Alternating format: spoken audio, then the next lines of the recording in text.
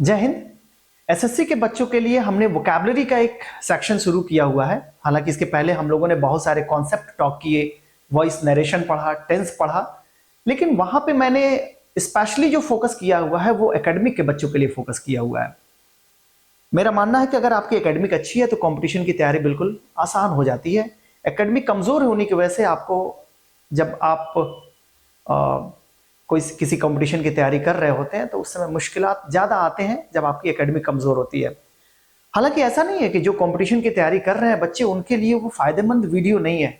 ऐसा बिल्कुल, ये आपकी सोच है कि आप कंपटीशन की तैयारी कर रहे हैं, आप इस वीडियो को नहीं देख सकते, या आप एकेडमिक की तैयारी कर रहे हैं तो आप कंपटीशन वाली वीडियो नहीं देख सकते। तो ये इंग्लिश सबके लिए एक है, ये स्पेशली ये मेरा मानना है। और सच्चाई भी यही है कि इंग्लिश कंपटीशन के लिए और एकेडमिक के लिए अलग नहीं है। स्पेशली ग्रामर को जितने आप तार्किक तरीके से पढ़ेंगे, जितने आप आपकी क्रिटिकल थिंकिंग अच्छी होगी, आप चीजों पे आप सोचेंगे कि ऐसा क्यों हो रहा है, उतनी आपकी इंग्लिश अच्छी हो जाएगी।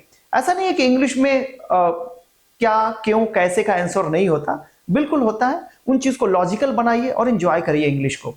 यहां पे हमने वोकैबुलरी को भी इसी तरीके से एक एफर्ट किया है, अपना एक एफर्ट दिया है कि वोकैबुलरी को कैसे आसान बनाया जाए।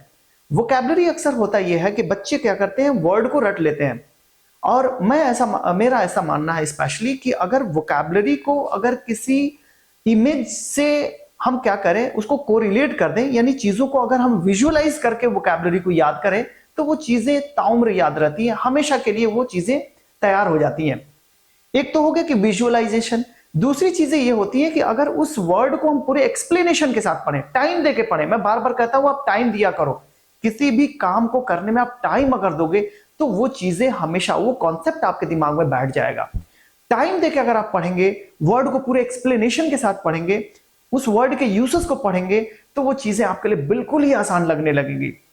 और यही एक कोशिश हमारे इन पूरे एसएससी के जितने भी एग्जाम्स होते हैं, चाहे वो सीजीएल का एग्जाम हो, सीएचएसएल का एग्जाम हो, सीपीयू का एग्जाम हो, फिर आप देते हो एलडीसी का एग्जाम देते हैं, इन सारे एग्जाम्स में जितने भी वोकैबुलरी हैं, स्पेशली 2014 से लेकर 2022 तक के जितने भी वोकैबुलरी हैं, उन सबको हमने पिक्चराइज किया हुआ है, काफी एफर्ट किया हुआ है। उनको हिंदी में भी लिखा हुआ है, उनको इंग्लिश में भी एक्सप्लेन किया हुआ है, चीजों को विजुअलाइज कराया है आपको, उन वर्ड को सेंटेंस में यूज करके दिखाया है। काफी मेहनत करी है और मुझे उम्मीद है कि आपको ये चीजें काफी पसंद आएंगी। इसके पहले मैंने 3 video back day 1, day 2, day 3 के नाम से डाला हुआ है, लेकिन उसमें मैं नहीं था, मैं मिसिंग था। लेकिन मैंने सोचा कि इस वोकैबुलरी को बच्चे पढ़ेंगे कैसे, क्योंकि एक वर्ड सामने आपके आता है, उस वर्ड की मीनिंग दी हुई होती है, उस वर्ड को एक्सप्लेन किया हुआ आता है, पिक्चर होता है वहां पे, उसके सिनोनिम्स एंटोनिम्स होते हैं, फिर जैसा ही दूसरा स्लाइड आता है उसमें अदर वर्ड्स लिख के 4 ऑप्शंस आ जाते हैं। तो ये बच्चा पढ़ेगा कैसे, कहीं कंफ्यूज ना हो जाए। कहीं पे एसबी लिखा हुआ है, कहीं एसटीएच लिखा हुआ है, कहीं पे कुछ सिंबल बना दिए हुए हैं, तो वो वर्ड आप कैसे पढ़ोगे, कैसे सीखोगे, उसके लिए मुझे आना पड़ा उनको एक्सप्लेन करने के लिए कि आप उन चीजों को पढ़ेंगे कैसे। ठीक है, तो देखते हैं इसमें कि वर्ड को कैसे पढ़ेंगे। यहां पे एक वर्ड दिया हुआ है फ्रीक्वेंट, यही मैं बात कर रहा था। फ्रीक्वेंट का मतलब यहां पे मैंने लिखा हुआ अक्सर, और इसको इंग्लिश में एक्सप्लेन किया हुआ है हैपनिंग ऑफन, जो बार बार ज्यादातर होता हो, ऑलवेज से थोड़ा सा कम, ऑफन। ठीक है, ऑलवेज तो 100% हो गया, फ्रीक्वेंट भी हमेशा होता है ज्यादातर केसेस में। ठीक है ना, आई फ्रीक्वेंटली गो टू मार्केट, तो फ्रीक्वेंटली मतलब कि ज्यादातर आप मार्केट चले ही जाते हैं, अक्सर जाते हैं। तो यहां पे फ्रीक्वेंट का मतलब यहां पे दे दिया, उसको यूज दे दिया, he is a frequent visitor to this country. कोई है जो ज्यादातर फ्रीक्वेंटली आता है। और फ्रीक्वेंटली आने का मतलब ये नहीं कि भाई आज आया, फिर कल भी आया, फिर परसों भी आया।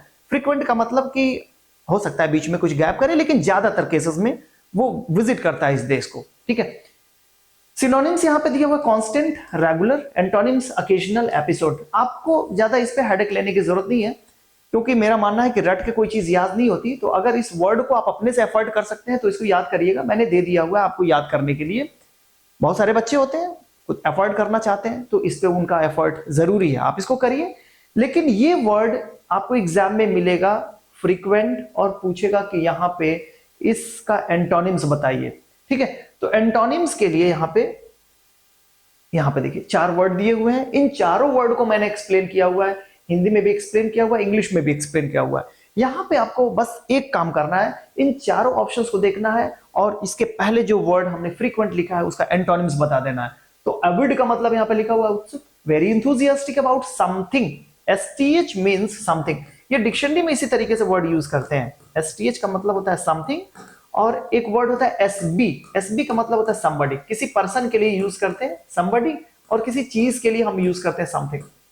ठीक है, समझ में आ गया। और एक सिंबल और भी मैंने यूज किया यहां पे। ये जो सिंबल है वो एग्जैक्टली उस वर्ड के रिपीटिशन को, यानी कि उस वर्ड को बार बार मुझे ना लिखना पड़े, ये सारे हेड वर्ड हैं, जो मेन वर्ड है उसको बार बार ना लिखना पड़े, इसलिए ऐसा सिंबल बनाया जाता है। ये सारे डिक्शनरी के सिंबल हैं, आप इनको ध्यान रखिएगा। तो अविड का मतलब दे दिया, वेरी इंथुजियास्टिक अबाउट समथिंग, यानी ऑफन हॉबी के लिए जनरली हम यूज करते हैं इसको अविड। लेस का मतलब कम है, स्मॉलर अमाउंट ऑफ समथिंग, जब कोई चीज अमाउंट में कम होती है तो उसके लिए हम यूज करते हैं लेस, ठीक है ना। और जब कोई चीज नंबर में कम होती है तो उसके लिए हम कम क्या यूज करते हैं, फ्यू, ठीक है। लेट को कई सेंस में यूज करते हैं, टाइम के सेंस में भी यूज करते हैं, आप देर हो रहे हो। लेट एक एडजेक्टिव की तरह भी हम यूज करते हैं, जो स्वर्गीय वर्ड के लिए यूज होता है, वो लेट हो गए, ठीक है ना, लेट लगाते हैं ना, लेट मिस्टर जो भी है। So near the end of a period of time, इसके लिए भी यूज कर सकते हो, या अ पर्सन्स लाइफ, पर्सन्स के लाइफ के लिए भी हम लेट यूज कर सकते हैं।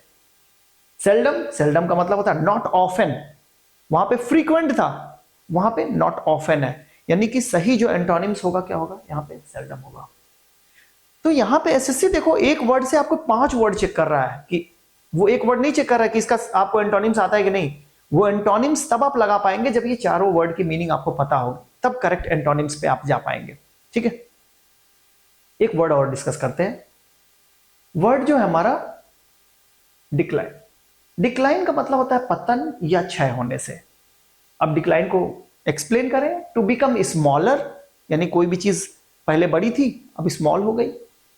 फ्यूअर, ज्यादा नंबर्स में थे कम हो गए, ठीक है। स्ट्रॉन्ग थे पहले वीक हो गए। इन सब सारी चीजों के लिए कोई भी चीज डिक्लाइन हो रही है, यानी उसमें कमी आ रही है। The number of tourist to resort decline by 10% last year. पिछले बार जो टूरिस्ट थे वो 80% थे, इस बार 70% हो गए। तो इसमें नंबर ऑफ जो विजिटर्स हैं उनमें क्या हो गया, ये डिक्लाइन आ गया, कमी आ गई, ठीक है ना। तो डिक्लाइन का मतलब देख रहे हैं यहां पे, इस वर्ड को इस फिगर से मैंने कोरिलेट करने की कोशिश की है, ठीक है। अब यहां पे आते हैं इस 4 वर्ड को, admit, accept, refuse and improve. अब देखो एडमिट का मतलब होता है स्वीकार करना, यहां पे देखो ये यही सिंबल की मैं बात कर रहा था, इसका मतलब है एडमिट, यानी कि एडमिट मुझे बार बार ना लिखना पड़े, अब ये सिंबल का मैं यूज करूंगा, एडमिट टू समथिंग या एडमिट टू डूइंग समथिंग। इस वर्ड को हम ऐसे यूज करते हैं, एडमिट टू समथिंग या एडमिट टू डूइंग समथिंग। इसका मतलब क्या है, एक्सेप्ट ट्रुथ, यानी कोई जो सच्चाई है उसको एक्सेप्ट कर लेना, ठीक है।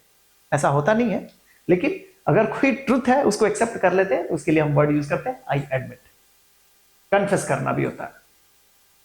एक्सेप्ट का मतलब स्वीकार करने से, इसका भी मतलब है, लेकिन एडमिट और एक्सेप्ट में क्या है, to take willingly something that is offered. कोई चीज आपको ऑफर किया गया और आपने उसको क्या कर लिया, एक्सेप्ट कर लिया। जैसे इन्विटेशन, जैसे कोई ऑफर दिया गया, टू से यस टू एन ऑफर, कोई ऑफर दिया गया और आपने उसको यस कहा, तो आपने उसको क्या किया, एक्सेप्ट किया। रिफ्यूज का मतलब होता है इनकार करना, ठीक है। डिक्लाइन का मतलब भी होता है, तो मैंने एक वीडियो में डिस्कस किया हुआ है, आप उसको वीडियो को देख सकते हैं। रिफ्यूज, अब यहां पे इसको एक्सप्लेन किया, to say that you will not do something that somebody has asked you to do. किसी ने आपको कहा ये काम करने के लिए, आपने सीधे मना किया, भाई नहीं करूंगा, तो आपने उसको क्या किया, रिफ्यूज किया, ठीक है। इंप्रूव का मतलब क्या है, इंप्रूव, भाई कहते हैं ना आप, भाई इंप्रूव कर रहा है लड़का, यानी पिछली बार उसकी कंडीशन खराब थी, इस बार क्या हो गई, अच्छी हो गई, तो इसका इंप्रूव किया। यहां पे to become better than before, पहले हमारी वीडियो की क्वालिटी खराब हुआ करती थी, अब वीडियो की क्वालिटी कुछ अच्छी हुई है, तो हम क्या कर रहे हैं, इंप्रूव कर रहे हैं। To become better than before, पहले के कंपैरिजन में अब बेटर होना, वही कहलाता है हमारा इंप्रूव। तो अब आपको क्या बताना है, उस वर्ड का, डिक्लाइन वर्ड का अपोजिट बताना है। तो डिक्लाइन वर्ड का अपोजिट क्या होगा, इंप्रूव करना होगा। आसान सा है, सेम एज आपको इन सारे वर्ड्स पे मेहनत करने हैं, वर्ड को देखना है, 4 ऑप्शंस को देखने हैं और उसमें से आपको देखना है कि कौन सा इसमें सही ऑप्शन होगा। इस तरीके से आपकी प्रैक्टिस हो जाएगी और आपका वोकैबुलरी का जो डर लगा रहता था कि ये क्वेश्चन आ रहे हैं, पता नहीं सही होगा कि गलत होगा, ये इसमें आपका कॉन्फिडेंस बिल्डअप होगा। आई होप कि आप इंजॉय करेंगे। चलते हैं, सारे वीडियोस को अंत तक देखिए और सारे के सारे वोकैबुलरी 1 गो में आप तैयार कर लीजिए।